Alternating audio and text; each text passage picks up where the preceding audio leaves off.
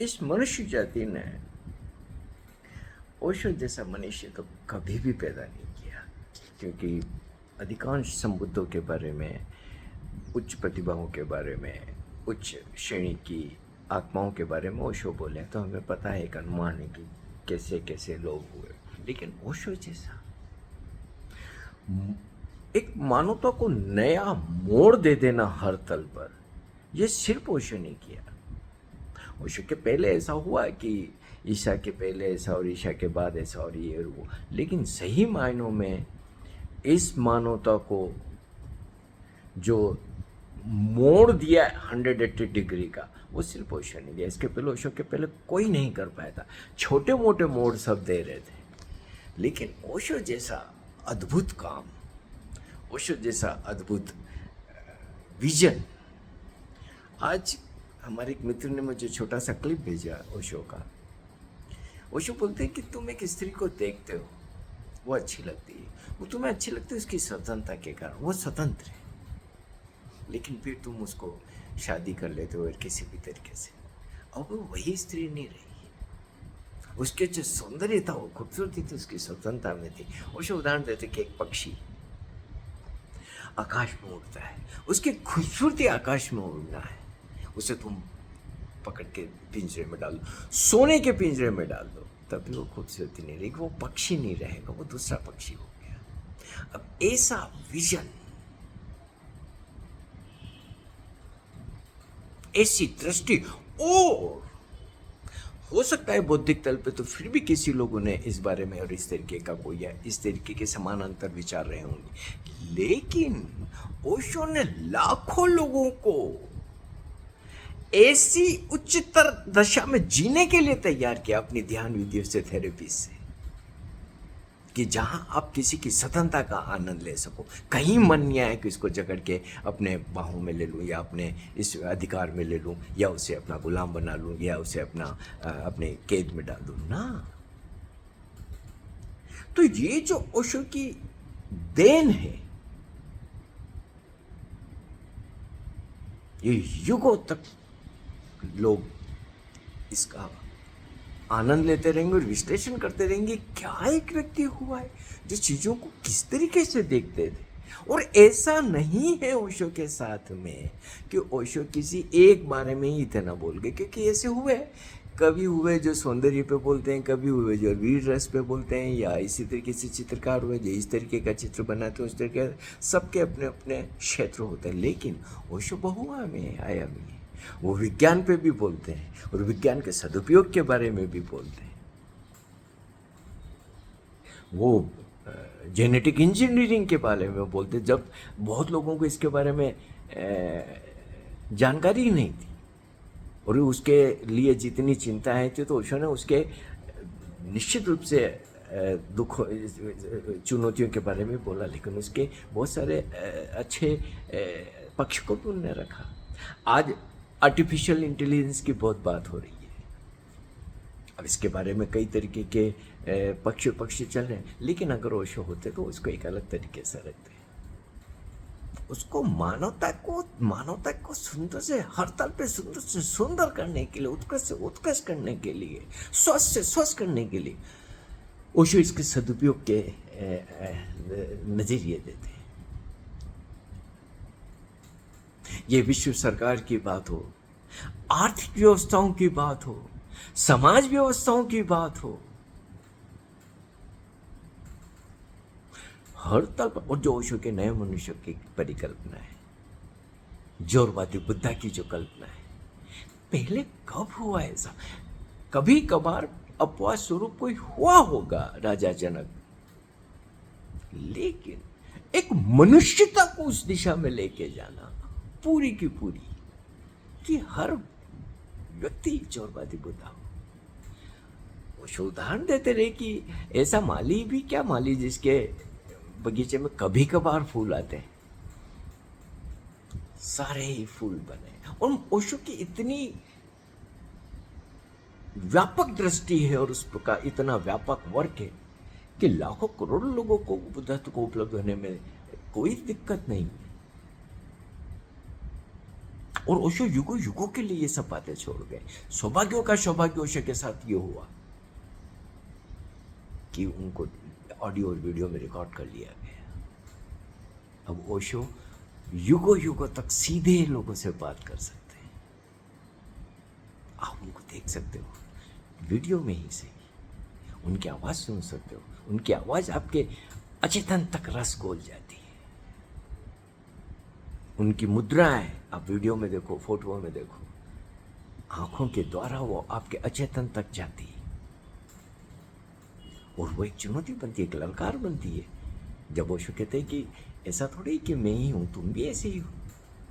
जब मैं ओशो के सामने बैठा था और छोटे गांव से गए थे हम और छोटे परिवेश से थे, तो हमारे में बहुत कॉन्फिडेंस तो होता नहीं है। स्वाभाविक है, हम लोगों के अंदर थोड़ी सी चीज़ें होती है। हमारे तो अपने स्कूल के मास्टर के सामने खड़े होते ही मैं थोड़ी दुखी होती थी, क्योंकि यही हमें सिखाया गया था, कोई छोटा कोई बड़ा। और हम चूँकि एक सामान्य परिवार से आए थे तो ये भाव ज़्यादा भी था। तो जैसे कि हमारे साथ छोटे बचपन में ही भेदभाव होते थे, सामान्य जातियों के लोग हमारे साथ में अच्छा व्यवहार नहीं करते थे। उनके घरों में जाते थे तो उनके परिवार के बड़े बुजुर्ग हमें उनके घर में सब जगह जाने नहीं देते थे। तो ये भेदभाव हमने बचपन से जिया था और उसका असर हमारे हर तल पे था कि हम में कुछ ऐसी कमी है जो हम वैसे नहीं है जैसे सब है। तो कोई मैं बहुत बड़ा प्रबल चीज़ लेके नहीं गया था, लेकिन अब कोई बात थी कि ओशो के पास चला गया। ये तो उस करुणा निदान के आशीर्वाद हैं कि उनने इसके लिए चुना और अब मैं उनके सामने बैठा हूँ। दुखी तो हो रही थी कि अरे भगवान जिनको कहते हैं, और वो भगवान है। अगर कोई भी अस्तित्व में भगवान हो सकता है तो उससे सुंदर नहीं हो सकता। ब्रह्मा विष्णु महेश अगर एक साथ देखने हो तो फिर ओशो को देखो। और वो कुर्सी पे बैठे, मेरा नाम आया, मैं उठ के उनके सामने जाके बैठ गया। उनको ताक रहा है ऐसे देख के। पर मैं सच कहूँ, उन पलों में मुझे जरा भी ये नहीं लगा कि मैं कुछ कम। उन पलों में मैंने अपने भीतर अनुभव किया कि मैं भी भगवान हूँ, ओशो भगवान है, मेरे सामने भगवान बैठा तो मेरे को भी उनने उनके होने से मुझे उस परम अनुभव तक वो लेके गए कि ऐसा नहीं कि मैं ही भगवान हूँ, तुम भी भगवान हो। अब उन्हें एक बीज डाल दिया अंदर और ऐसे लाखों लाखों लोगों के जीवन में या करोड़ों लोगों के जीवन में ओशो बीज डाल गए और अथक प्रयास किया ओशो ने। जब मैं ओशो के बारे में सोचता हूँ, देखता हूँ, तो कोई व्यक्ति इतना काम कैसे कर सकता है यार। कोयले की ट्रेनों में जो लोग चले हों उनको पता होगा कि कोयले की ट्रेनों में, वो भी मीटर गेज की ट्रेनों में, हमारे इधर के ओशो इधर से भी गुजरते थे। 200 किलोमीटर जाने के लिए 7-8 घंटे लग जाते थे। घंटों रेलवे क्रॉसिंग के लिए ट्रेन, छोटी छोटी स्टेशन पे ट्रेनें खड़ी रह जाती है। उनमें 20 सालों तक सफर करते रहे और हमेशा ना लोगों से घिरे हुए, लोगों से बातें भी कर रहे हैं, सार्वजनिक स्थलों पर प्रवचन भी दे रहे हैं, हजारों लोगों के सामने भी बोल रहे हैं और आग बरसा रहे हैं। आसान नहीं होता है और हर वर्ग से उनको विरोध सहना करना पड़ा है। राजनेता उनके खिलाफ है, स्थापित धर्म के, कथित धर्म के लोग उनसे, उनके विपरीत, समाज से भी उनसे, उनके खिलाफ है, नैतिकवादी उनके खिलाफ है, आदर्शवादी उनके, हर एक पे चोट। एक अकेला व्यक्ति एक तरीके से सबको दुश्मन बनाने के लिए तैयार और उनके हित की बात बोल रहा। मजेदार चीज ये कि वो उन्हीं के जीवन के, उनके जीवन की बेड़ियों से उनको मुक्त करने के लिए वो बोल रहे हैं कि ये बेड़ियां हैं जो तुमने डाल दिए नैतिकता के नाम पे, आदर्श के नाम पर, पता नहीं किन किन चीजों के नाम से, तोड़ो इनको, मुक्त बनो, ये खुला आकाश तुम्हारे लिए है। उन पे बहुत झूठे आरोप लगाए गए। कितना गंदा न बोला गया ओशो के बारे में। कोई अनुमान तो लगाए कि कोई व्यक्ति इतना बुरा कैसे, क्या क्या नहीं कहा गया। मैं उस युग की पत्र पत्रिकाओं में जो ओशो के बारे में छपता था,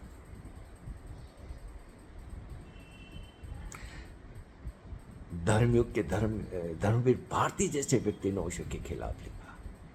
जनार्दन ठाकुर ने किसने नहीं लिखा और क्या क्या नहीं लिखा। फिर वो व्यक्ति मुस्कुराता हुआ अपनी तरफ से सबको आशीर्वाद बरसाता रहा। कोई दुश्मनी नहीं, किसी भी तरीके की कोई किसी के लिए कोई काम नहीं।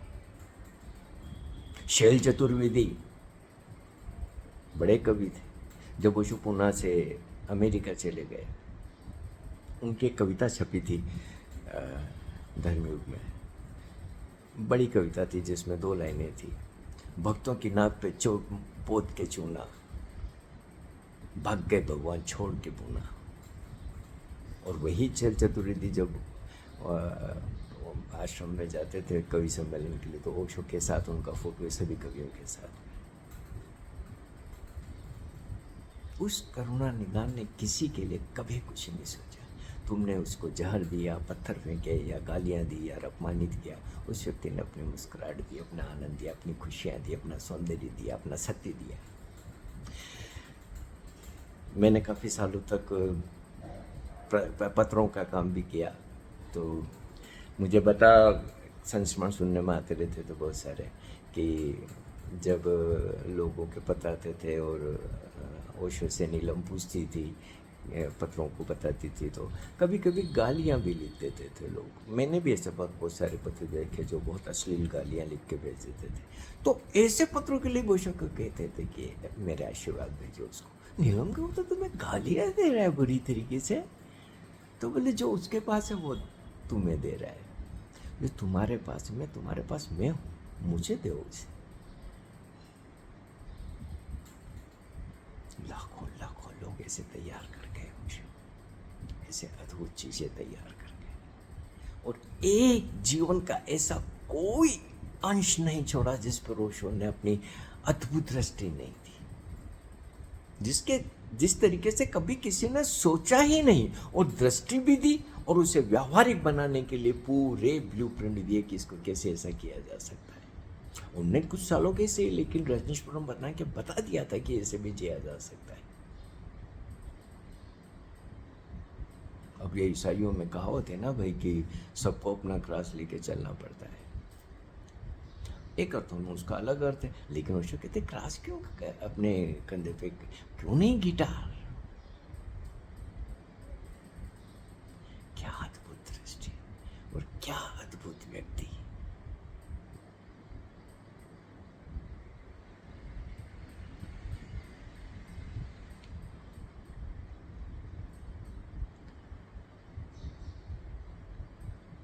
ओशो उच्च श्रेणी की उच्च आत्माओं के लिए और मनुष्यता की उन उच्च आत्माओं को युगों युगों तक ओशो ललकारते रहेंगे।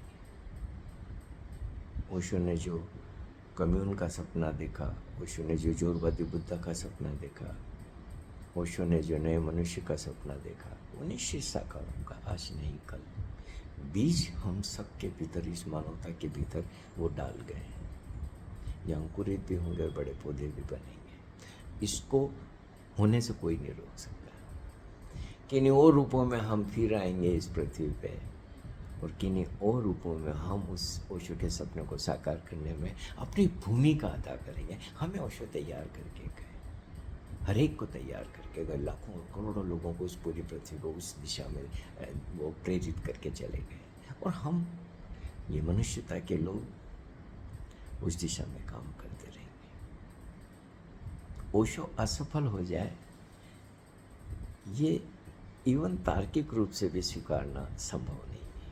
ओशो जैसे बुद्ध पुरुष, ओशो जैसे मनीषी, ओशो जैसे संबुद्ध, ओशो जैसा उच्च ऋषि असफल तो नहीं होगा।